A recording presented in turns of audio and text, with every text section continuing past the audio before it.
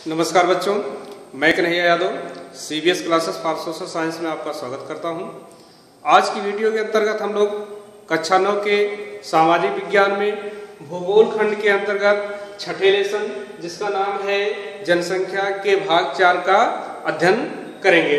जैसा कि हम लोग पिछली वीडियो में जनसंख्या का अध्ययन जो हम लोग कर रहे हैं, 3 पक्षों में जनसंख्या का अध्ययन कर रहे हैं, जिसमें से एक पक्ष जो है वह है जनसंख्या का आकार एवं वितरण, दूसरा पक्ष जो है या दूसरा शीर्षक जो है वह है जनसंख्या वृद्धि तथा जनसंख्या परिवर्तन की प्रक्रिया, और तीसरा जो शीर्षक है या जो पक्ष है वह है जनसंख्या के गुण या विशेषताएं। क्या है? जनसंख्या के गुण या विशेषताएं। आज की वीडियो में हम लोग इसी का अध्ययन करेंगे, क्योंकि पिछली वीडियो में हम लोग जनसंख्या के वृद्धि तथा उसके परिवर्तन की प्रक्रिया का अध्ययन कर चुके हैं। तो आइए शुरू करते हैं जनसंख्या के गुण या विशेषताएं।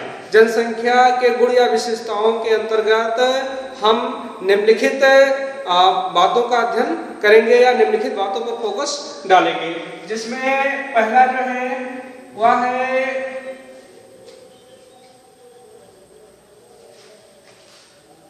आयु संरचना, एज कंपोजिशन।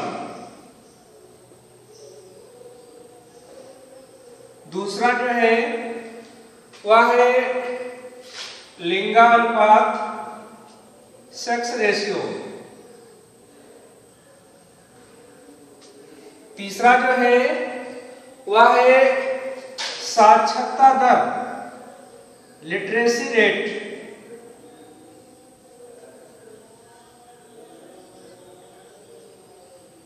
साक्षरता दर यानी कि लिटरेसी रेट। चौथा जो है वह है व्यावसायिक संरचना।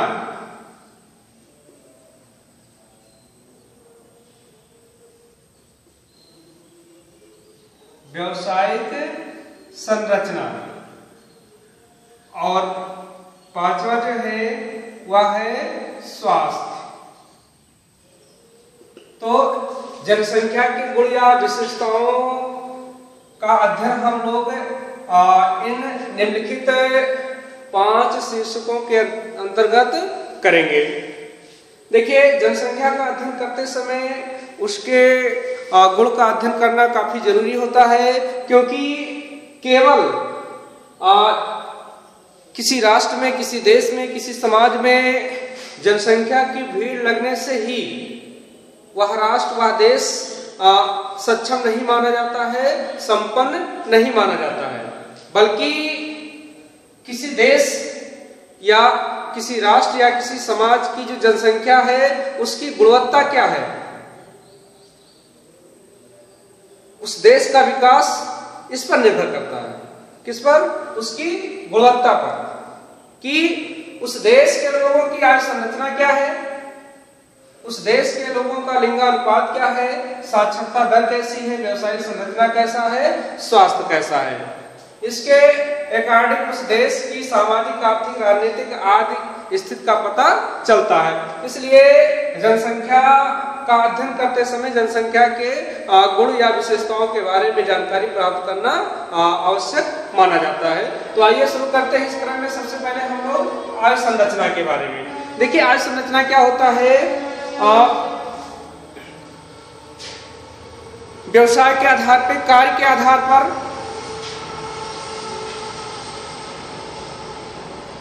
इसे देखिए।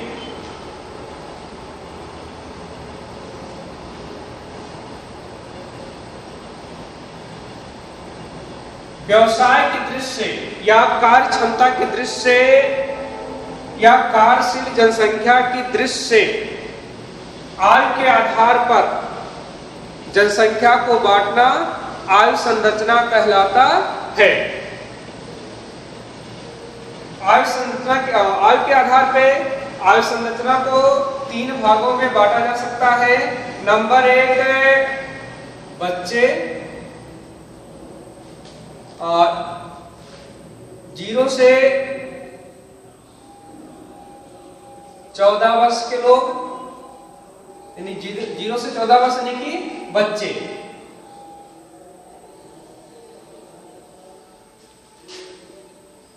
और दूसरा जो है वह है 15 से 59 या 60 भी कर सकते हैं आप, यानी कि वयस्क। और तीसरा जो है वह है 60 या 60 से एबव, 60 से अधिक। ये जो होते हैं ये वृद्ध होते हैं। आयु संरचना के आधार पर ही हमको ये पता चलता है कि कोई देश, कोई समाज आर्थिक रूप से किस स्थिति में है। क्योंकि अगर हमको किसी देश, किसी समाज, किसी क्षेत्र के ये आंकड़े उपलब्ध हो जाएं कि उस देश, समाज, क्षेत्र में जो लोग रह रहे हैं उसमें कितने प्रतिशत बच्चे हैं, कितने प्रतिशत वयस्क हैं और कितने प्रतिशत वृद्ध हैं। क्योंकि इसमें होता क्या है, अगर कानूनी रूप से देखा जाए तो 0 से 14 वर्ष के बच्चे जो है यह उत्पादक कार्य नहीं करते हैं, उत्पादक कार्यों में संलग्न नहीं होते हैं, कानूनी रूप से इनसे कार्य नहीं लिया जाता है। यद्यपि ऐसा नहीं कि ये वर्क नहीं करते हैं, लेकिन अपनी स्वेच्छा से और अपने घरेलू कार्यों में लोग सहयोग करते हैं। लेकिन कानूनी रूप से 0 से 14 वर्ष के बच्चों को कार्यशील जनसंख्या के अंतर्गत नहीं रखा जाता है, इनको आश्रित जनसंख्या के अंतर्गत रखा जाता है। किस जनसंख्या के अंतर्गत? आश्रित जनसंख्या के अंतर्गत, यानी कि ये उत्पादन कार्य नहीं करते हैं। और 15 से 59 वर्ष के लोग जो हैं ये इन्हीं के ऊपर अपने परिवार को, अपने समाज की जिम्मेदारियों को चलाने का जिम्मा रहता है या आवश्यकताओं को पूरा करने का जिम्मा रहता है। इसलिए और यही वर्ग जो है कानूनी रूप से कार्य करता है, इसलिए इस ग्रुप को जो है वो कार्यशील जनसंख्या के अंतर्गत रखा जाता है। किसके अंतर्गत? कार्यशील जनसंख्या के अंतर्गत रखा जाता है। और अगला जो है 60 या 60 से जो एवं होते हैं या 60 या 60 से अधिक वर्ष के से अधिक उम्र के जो लोग होते हैं ये भी कानूनी रूप से कार्यशील जनसंख्या के अंतर्गत नहीं आते हैं। यद्यपि ये लोग भी कार्य करते हैं, फिर भी इनको कानूनी रूप से कार्यशील जनसंख्या के अंतर्गत न रख करके इनको आश्रित जनसंख्या के अंतर्गत रखा जाता है। अब देखते हैं कि किसी देश में ये जो विभिन्न एज ग्रुप के लोग हैं, जैसे कि बच्चे, वयस्क और वृद्ध, जिस देश में इन दोनों का अनुपात अधिक होगा, इनका अनुपात कम होगा, उस देश की आर्थिक स्थिति उतनी अच्छी नहीं होगी। और जिस देश समाज में कार्यशील जनसंख्या का अनुपात अधिक होगा और आश्रित जनसंख्या का अनुपात कम होगा, वह देश आर्थिक रूप से सक्षम होगा, आगे होगा। और एक चीज यहाँ पर देखना होगा कि जिस देश समाज में आश्रित यानी कि जो 0 से 14 वर्ष के बच्चे हैं इनका अनुपात अगर अधिक होगा तो ऐसे देश में आने वाले समय में जनसंख्या वृद्धि तेजी से होगी। फलस्वरूप ऐसे देश समाज को इनके स्वास्थ्य, शिक्षा आदि विभिन्न सुविधाओं पर ढेर सारा धन व्यय करना पड़ेगा। अगर किसी देश समाज में आश्रित जनसंख्या का अनुपात अधिक है तो ऐसे देश समाज को इनके एक्सपीरियंस का लाभ प्राप्त होगा। फलस्वरूप ये देश जो है इस देश की अपेक्षा जहां पर इनका अनुपात अधिक है उसकी अपेक्षा ये देश, ये समाज आगे होगा। अब आइए हम देख लेते हैं कि इस हिसाब से अपने देश की क्या कंडीशन है, क्योंकि हम लोग इस क्लास में भारत के भूगोल के संदर्भ में ही अध्ययन कर रहे हैं। तो हम देखते हैं कि भारत में बच्चों का क्या अनुपात है, वयस्कों का क्या अनुपात है और वृद्धों का क्या अनुपात है। तो बच्चों का जो अनुपात है वह 34.4% है। कितना है?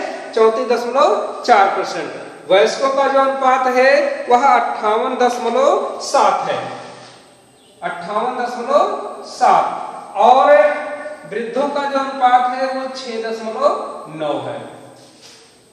देखा जाए तो ऐसे तो कार्बनिक जनसंख्या का अनुपात अधिक दिखाई पड़ रहा है, लेकिन यहाँ हमारे सामने जो आंकड़े हैं वह केवल इंडिया के हैं। और दुनिया के अगर देशों से तुलना की जाए, जो दुनिया के विकसित देश हैं, संपन्न देश हैं, आगे वाले देश हैं, अगर उनसे तुलना किया जाए तो उनके यहाँ इसका अनुपात और अधिक है।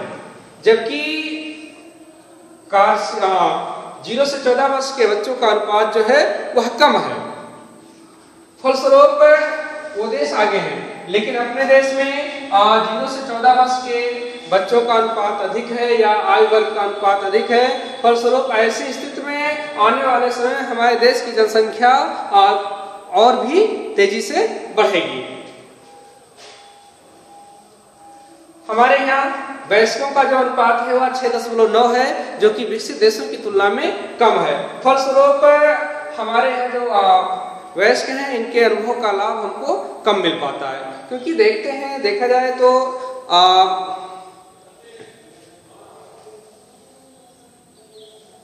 डॉक्टर, इंजीनियर, वैज्ञानिक, वकील आदि ये सब यद्यप 60 साल के बाद अपने कार्य से तो रिटायर हो जाते हैं कानूनी रूप से, पर अगर ये जिंदा रहते हैं तो अपनी लाइफ टाइम तक ये अपनी सेवाएं देते रहते हैं और उनके अनुभव का देश समाज को लाभ प्राप्त होता है। तो ऐसी स्थिति में जिस देश में इसका और इसका अनुपात अधिक होता है वह देश आर्थिक रूप से सक्षम होता है। लेकिन अपने यहाँ देखा जाए तो अपने यहाँ जो है वह 0 से 14 वर्ष के आयु वर्ग का अनुपात अधिक है और 15 से 59 वर्ष तथा 60 से अधिक वर्ष के जो आयु वर्ग हैं इनका अनुपात विकसित देशों की तुलना में कम है। तो इसके बाद आयु संरचना के बाद अब हम लोग लिंगानुपात के बारे में जानकारी प्राप्त करेंगे। लिंगानुपात क्या होता है?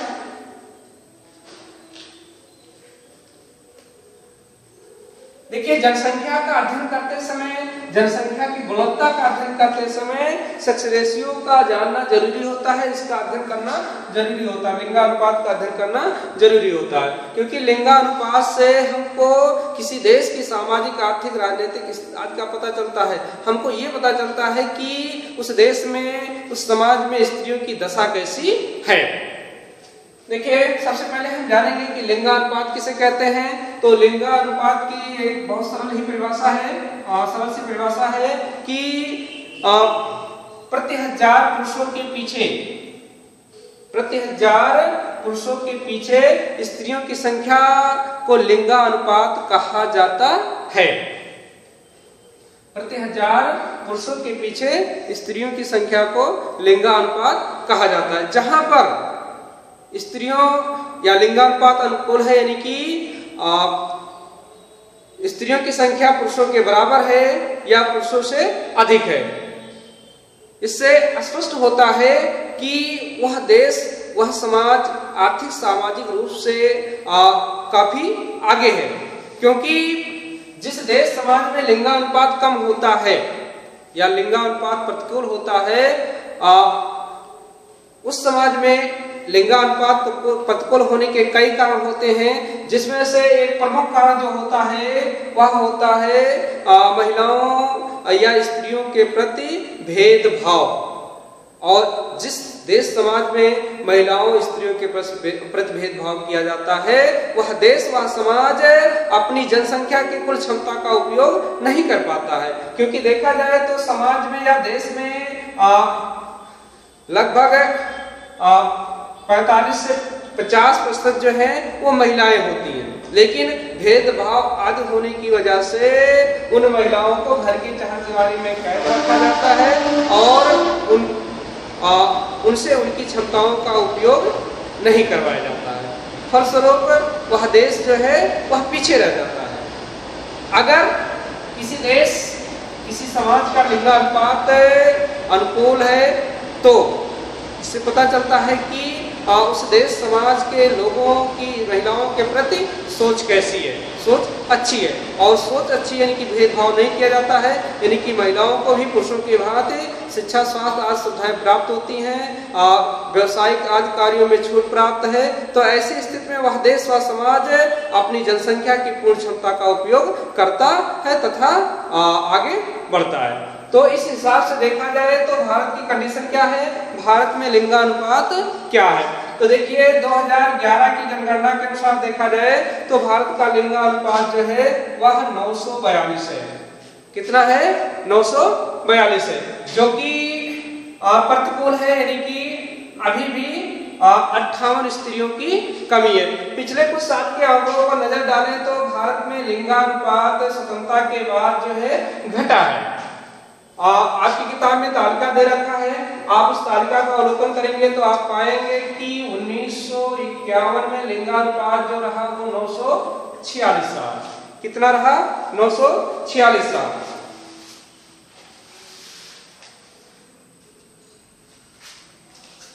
1961 में लिंगानुपात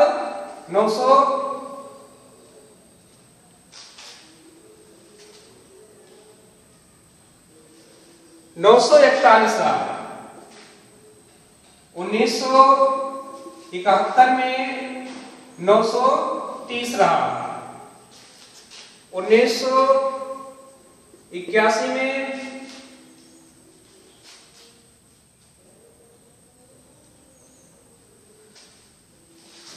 934 रहा। 1981 में 1981 में 929 रहा। 1991 में 934 रहा। 2001 में 933 रहा और 2011 में 942 हो गया। तो देखा जाए तो स्वतंत्रता प्राप्ति के समय देश में लिंगानुपात यद्यपि प्रतिकूल ही रहा, लेकिन उसके बाद के समय में अगर देखा जाए तो लिंगानुपात घटा।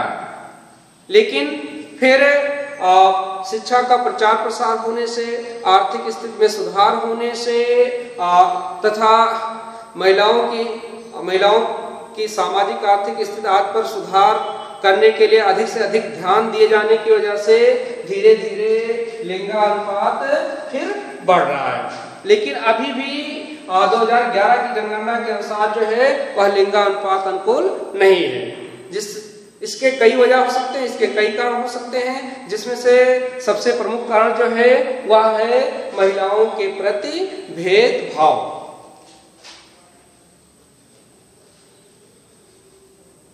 सबसे अधिक लिंगानुपात अगर राज्यों के हिसाब से देखा जाए तो सबसे अधिक लिंगानुपात जो है वह केरल का है।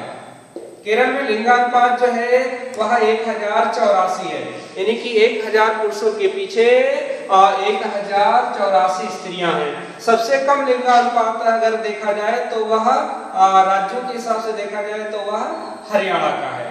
हरियाणा में लिंगानुपात जो है वह 866 है, 877 है। अगर केंद्र शासित राज्य को भी शामिल कर लिया जाए, दिल्ली को, तो सबसे कम लिंगानुपात जो है वह दिल्ली का है, वह 866 है। यद्यपि दिल्ली का लिंगानुपात सबसे कम है, लेकिन इसके पीछे एक महत्वपूर्ण कारक है।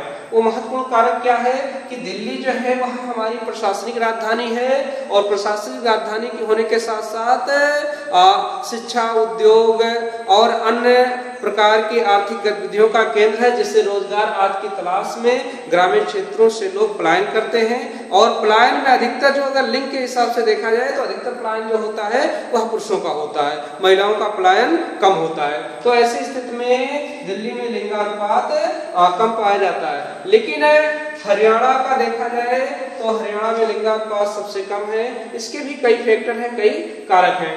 और केरल में अगर लिंगानुपात सबसे अधिक पाया जाता है तो इसके पीछे सबसे बड़ा कारण जो है वह है केरल की साक्षरता दर। केरल में शिक्षा का स्तर काफी ऊंचा है, या केरल भारत का सबसे अधिक साक्षरता वाला राज्य है। इसके बाद साक्षरता के बाद अब हम लोग देखेंगे व्यवसायिक संरचना। क्या देखेंगे? व्यवसायिक नहीं, साक्षरता देखेंगे, क्योंकि लिंगानुपात हम लोग देख चुके हैं। चलिए, लिंगानुपात देखने के बाद हम लोग देखते हैं साक्षरता दर। साक्षरता दर किसे कहते हैं, पहले इसकी डेफिनेशन जान ली जाए, पहले इसकी परिभाषा जान ली जाए। तो साक्षरता दर की परिभाषा या साक्षरता की परिभाषा जो है वह इस प्रकार दी जा सकती है कि एक निश्चित आयु से अधिक उम्र के लोगों का या अधिक आयु के लोगों का। अब ये अलग अलग देशों में अलग अलग, जैसे इंडिया में 7 वर्ष से अधिक है, 7 वर्ष से अधिक, 7 वर्ष से अधिक आयु के जो लोग हैं उनका किसी न किसी भाषा को, उनके किसी न किसी भाषा को पढ़ने लिखने और समझने की अगर क्षमता है तो ऐसी संख्या को साक्षरता दर कहा जाता है। किसे देखिए, साक्षरता सबसे पहले देखिए, साक्षर किसे माना जाता है? जो एक निश्चित आयु वर्ग का व्यक्ति जो किसी न किसी भाषा को पढ़ना लिखना और समझना जानता है, तो ऐसे लोगों को साक्षर माना जाता है। अब चूंकि भारत में शिक्षा प्राप्त करने की आयु क्या है या स्कूल में प्रवेश लेने की आयु क्या है, वह 6 वर्ष है। तो 6 वर्ष से अधिक यानी कि 7 वर्ष या 7 वर्ष से अधिक, क्योंकि 6 से 7 वर्ष के बीच में ही भारत में कानूनी रूप से स्कूलों में बच्चों का दाखिला होता है। जब दाखिला होगा तभी तो पढ़ने लिखने की क्षमता प्राप्त कर पाएंगे। तो 7 वर्ष से अधिक उम्र के जितने भी लोग किसी न किसी भाषा को, चाहे हिंदी, अंग्रेजी, उर्दू, अरबी, फारसी, जो भी भाषा है दुनिया की, किसी भी भाषा को अगर पढ़ना लिखना और समझना जानते हैं तो ऐसे व्यक्ति को साक्षर माना जाता है। और साक्षरता दर किसे कहते हैं? तो प्रति 100 व्यक्तियों में कितने लोग पढ़े लिखे लोग हैं या कितने लोग साक्षर हैं, उस संख्या को साक्षरता दर कहा जाता है। प्रति 100 लोगों में साक्षर व्यक्तियों की संख्या को साक्षरता दर कहते हैं। अब जनसंख्या का अध्ययन करते समय या जनसंख्या के गुण या विशेषताओं का अध्ययन करते समय साक्षरता का अध्ययन करना या साक्षरता दर का अध्ययन करना क्यों जरूरी होता है? इसलिए जरूरी होता है क्योंकि साक्षरता यानी कि शिक्षा ही सबसे बड़ी शक्ति है, सबसे बड़ा पावर है। अगर व्यक्ति शिक्षित होगा तो उसके सोचने का, उसके कार्य करने का सब कुछ तरीका अच्छा होगा। फलस्वरूप उस देश समाज को ज्यादा से ज्यादा लाभ पहुंचेगा। तो इस हिसाब से देखा जाए तो भारत की साक्षरता दर जो है 2011 के आंकड़ों के अनुसार या जनगणना रिपोर्ट के अनुसार भारत की साक्षरता दर जो है वह 74.04% है। लेकिन अगर स्त्री और पुरुष साक्षरता देखी जाए तो इसमें काफी अंतर देखने को मिलता है। जहां पर पुरुषों की साक्षरता जो है वह 84% से अधिक है, वही महिलाओं की साक्षरता दर जो है वह लगभग 65% के आसपास है। इसके पीछे जो मुख्य कारण है वह महिलाओं के प्रति भेदभाव का होना है। यद्यपि जैसे जैसे समय बीत रहा है महिलाओं की भी साक्षरता दर में वृद्धि होती जा रही है। अगर साक्षरता के हिसाब से देखा जाए तो सबसे अधिक साक्षरता दर वाला राज्य जो है वह है केरल। कौन सा है? केरल। केरल में साक्षरता दर जो है वह 93% से अधिक है, जबकि सबसे कम साक्षरता वाला राज्य जो है वह बिहार है। बिहार में साक्षरता दर जो है वह 65% के आसपास है। अब इसके बाद साक्षरता के बाद अब हम लोग देखेंगे व्यवसायिक संरचना। जनसंख्या के गुण या विशेषताओं का अध्ययन करते समय व्यवसायिक संरचना का भी अध्ययन करना काफी महत्वपूर्ण होता है। व्यवसायिक संरचना का आशय है कि किसी देश समाज की जनसंख्या अपनी जीविका को चलाने के लिए किस प्रकार के व्यवसायों में संलग्न है। देखिए, व्यवसायों को मुख्य रूप से 3 भागों में बांटा जाता है, प्राथमिक, द्वितीयक और तृतीयक। देखिए, प्राथमिक कार्यों के अंतर्गत, प्राथमिक व्यवसाय के अंतर्गत कृषि, पशुपालन, वानिकी, खनन, ये सब व्यवसाय आते हैं। इसमें जो भी उत्पादन कार्य होता है वह प्रकृति के सहयोग से होता है और प्राथमिक व्यवसाय जो है वह बहुत सक्सेस या बहुत सफल नहीं माना जाता है। देखिए, द्वितीय व्यवसाय के अंतर्गत क्या शामिल किया जाता है, तो कंपनियों, फैक्ट्रियों, उद्योग धंधों में जो कुछ कार्य होता है, उत्पादन कार्य होता है, वह द्वितीय व्यवसाय की श्रेणी में आता है। तो ऐसे व्यवसाय में जो लोग लगे होते हैं उनको द्वितीय श्रेणी में या द्वितीय व्यवसाय की श्रेणी में रखा जाता है। तृतीय व्यवसाय की श्रेणी के अंतर्गत संचार, परिवहन, बीमा, बैंकिंग आदि सेवाओं को रखा जाता है। तो देखिए, ये जो प्राथमिक व्यवसाय है यह बहुत सफल नहीं है। द्वितीय व्यवसाय और तृतीय व्यवसाय काफी सफल माने जाते हैं। इससे अगर हम किसी देश के व्यवसायिक संरचना के बारे में जानकारी प्राप्त कर लें तो हम अनुमान लगा सकते हैं कि उस देश की आर्थिक स्थिति कैसी होगी। देखिए, क्योंकि अगर देखा जाए, अगर प्राथमिक कार्यों के करने वालों की संख्या अधिक है तो और द्वितीयक और तृतीयक व्यवसाय करने वाले लोगों की संख्या कम है, तो जाहिर सी बात है कि वह देश आर्थिक रूप से पिछड़ा होगा। और अगर तृतीयक और द्वितीयक व्यवसाय करने वाले लोगों की संख्या या प्रतिशत अधिक है और प्राथमिक कार्य करने वाले लोगों का प्रतिशत कम है, तो वह देश समाज जो है वह उतना ही उन्नत होगा या आगे होगा। तो आइए देख लेते हैं इसके हिसाब से भारत की क्या कंडीशन है। तो भारत की लगभग 65% या 64% आबादी जो है यह अभी जो है कृषि कार्यों में ही संलग्न है, यानी कि प्राथमिक वर्ग में ही संलग्न है। और 13% आबादी जो है वह द्वितीय व्यवसायों में संलग्न है, 20% आबादी जो है वह तृतीय व्यवसायों में संलग्न है। तो इस हिसाब से देखा जाए तो भारत जो है वह एक पिछड़े राष्ट्र की श्रेणी में आता है, पिछड़े देश की श्रेणी में आता है, क्योंकि ज्यादा से ज्यादा लोग जो है भारत के वह प्राथमिक कार्यों को कर रहे हैं और प्राथमिक कार्य जो है वह बहुत सफल नहीं माना जाता है, क्योंकि इसके अंतर्गत जो भी वस्तुएं उत्पन्न होती हैं वह कम कीमती होती हैं, कम मूल्य वाले होती हैं, कम टिकाऊ होती हैं। और ऐसे कार्यों में तमाम प्रकार के जोखिम होते हैं। जैसे आज अभी आप अपने क्षेत्र में देख लीजिए, इस समय वर्षा हुई है जिससे अपने क्षेत्र में धान और गन्ने की फसल को काफी नुकसान पहुंचा है। ऐसे ही जो फसलें उत्पन्न होती हैं, जो चीजें यहाँ से निकाली जाती हैं या प्राप्त होती हैं, उत्पादित की जाती हैं, वो काफी कीमती नहीं होती हैं।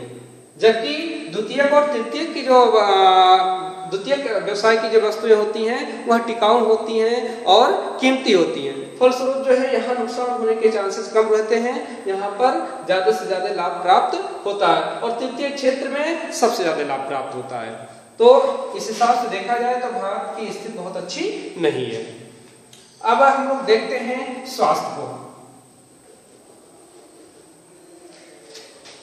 देखिए, जनसंख्या का अध्ययन करते हुए समय स्वास्थ्य का भी अध्ययन करना काफी जरूरी हो जाता है, क्योंकि जनसंख्या अगर स्वस्थ होगी तो उसका शारीरिक, मानसिक सब कुछ विकास जो है अच्छा होगा और उसके द्वारा जो कार्य किया जाएगा वह अच्छे से किया जाएगा और उसके कार्य का जो प्रतिफल होगा काफी अच्छा होगा। तो इस हिसाब से देखा जाए तो भारत में स्वतंत्रता के बाद स्वास्थ्य सेवाओं में काफी प्रगति हुई है। जहां 1951 में भारत में मृत्यु दर जो था वो 25 प्रति हजार था, क्योंकि स्वास्थ्य सेवाओं की कमी होने से या स्वास्थ्य ना अच्छा होने से मृत्यु दर अधिक होता है। और वहीं सुधार होने की वजह से 2011 में बढ़कर के 7.2 आ गया है। और जीवन प्रत्याशा देखी जाए तो जहां लोगों की औसत आयु उस समय 36.7 वर्ष हुआ करती थी, 9 वर्ष हुआ करती थी।